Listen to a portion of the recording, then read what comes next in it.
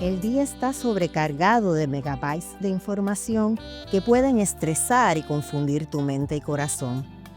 Pero Dios siempre tiene el bálsamo para tu vida. Este es tu Bite de Fe con tu hermano y amigo José Molina.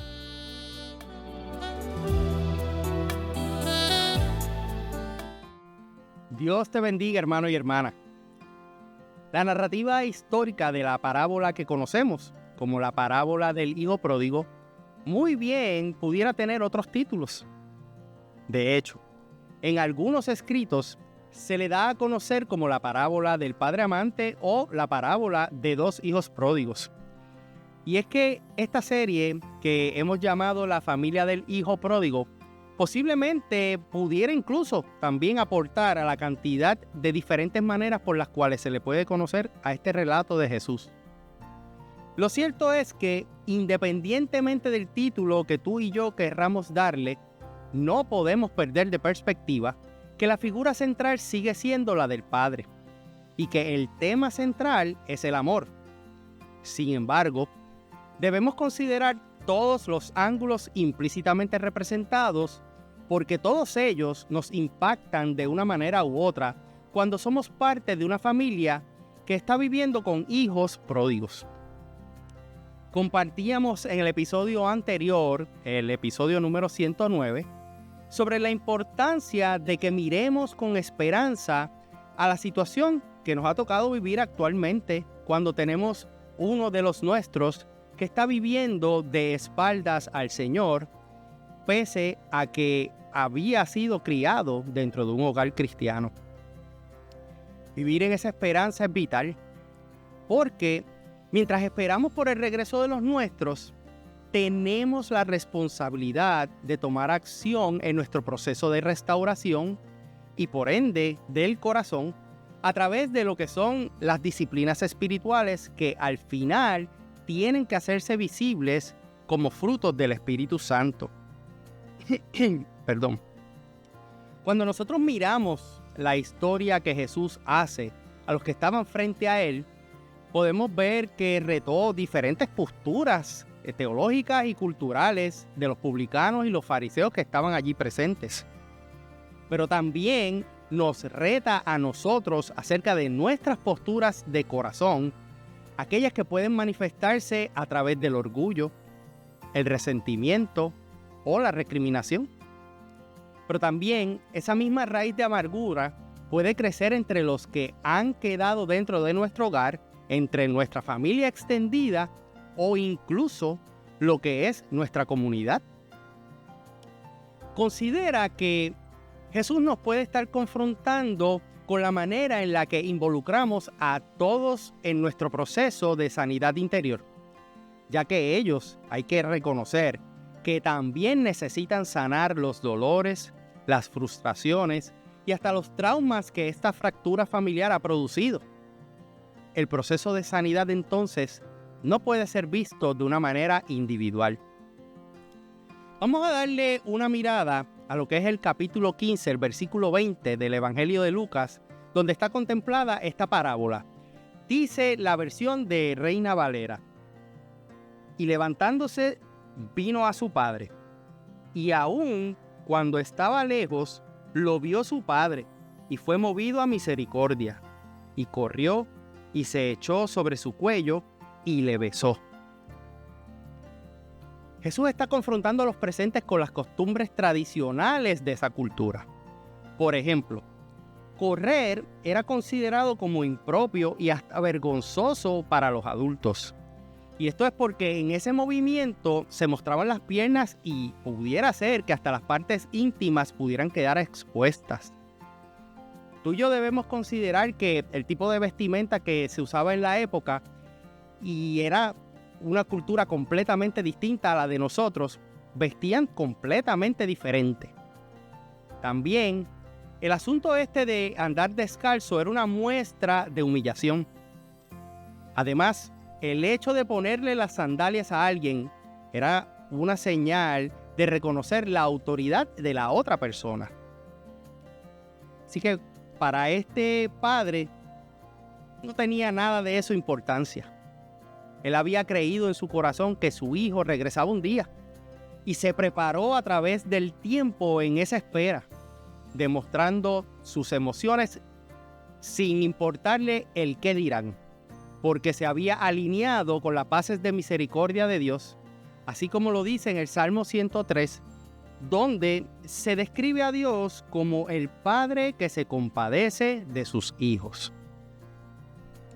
Hay una frase usada en esta porción de Lucas, en el capítulo 15, versículo 20, que compartí hace unos segundos, que describe el nivel de emociones que una persona puede vivir en una situación como la que hemos estado conversando y que la Biblia usa en varias ocasiones para describir lo que puede sentir un padre que ama. Y es la frase que fue movido a misericordia. Esa palabra misericordia, según el diccionario Strong, significa ser movido en cuanto a los intestinos de uno, o sea que es algo bien interno.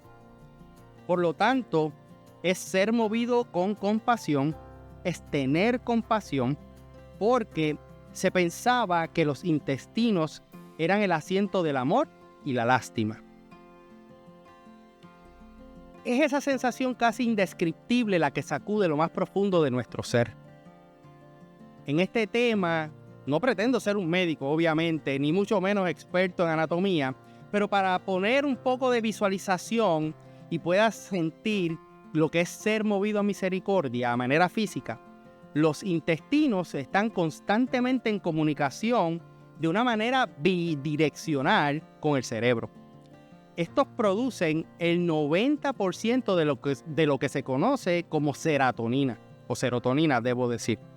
Y eso es una sustancia que afecta el estado anímico, los patrones de sueño, y también se le conoce como la hormona de la felicidad.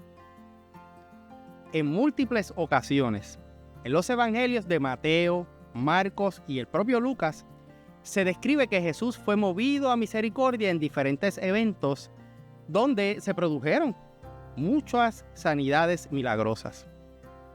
Pero hay una de esas menciones que yo pienso que la podemos amarrar a esta parábola y se encuentra específicamente en el Evangelio de Mateo, en el capítulo 9 y los versículos 35 y 16. Dice la palabra del Señor: recorría Jesús todas las ciudades y aldeas, enseñando en las sinagogas de ellos y predicando el evangelio del reino y sanando toda enfermedad y toda dolencia en el pueblo. Y al ver las multitudes, tuvo compasión de ellas, porque estaban desamparadas y dispersas como ovejas que no tienen pastor. Esta frase tuvo compasión es la misma representada en la parábola como movido a misericordia. En una serie anterior, dentro de este humilde podcast, bajo el título Si Jehová es mi pastor, yo tengo que ser oveja, que puedes conseguir en las plataformas de audio, pasamos un tiempo hablando acerca de las ovejas y la importancia que ellas tienen para su pastor, y cómo, para poder recibir los cuidados del buen pastor, si no somos como ovejas, debemos pedir a Él que seamos transformados en una, porque el pastor no cuida de cabras. Y ese evento sucede cuando nosotros, tú y yo, somos capaces de rendir nuestros corazones a Cristo. Y aprovecho que si no lo has hecho, hoy puede ser un gran día para que tú le digas al Señor que Él es tu único Salvador y lo aceptes en tu corazón. Regresando al tema nuestro en el día de hoy, el hijo que regresa y luego de haber estado muerto, es reconocido a la distancia. Este joven u hombre había perdido su identidad y estaba dispuesto a asumir otra que tampoco le pertenecía. Eso lo sabemos porque él mismo en su camino de regreso se dice a sí mismo varias veces, y lo podemos decir del capítulo mismo 20 en el versículo 19, ya no soy digno de ser llamado tu hijo, hazme como a uno de tus jornaleros. Lo que no sabemos es cuánto tiempo pasa entre el momento en el que el joven o el hijo menor toma la decisión o el tiempo que él llega a esta conclusión. Así que si estás viviendo en una familia con un hijo pródigo, seguramente te puedes estar preguntando a diario, ¿cuándo será el día en que mi hijo vuelve? ¿En qué condiciones volverá? ¿Estará mi familia preparada para este reencuentro? La realidad es que quizás estas preguntas no tienen una contestación inmediata o precisa. Y martillar continuamente en tus pensamientos con ellas solo puede producir una cosa: desgaste emocional, mental y hasta espiritual, que es todo lo contrario a lo que Dios quiere hacer para ti y tu vida y para los tuyos en este tiempo. El Señor está con los ojos puestos sobre ti y sobre los tuyos y quiere cuidarles.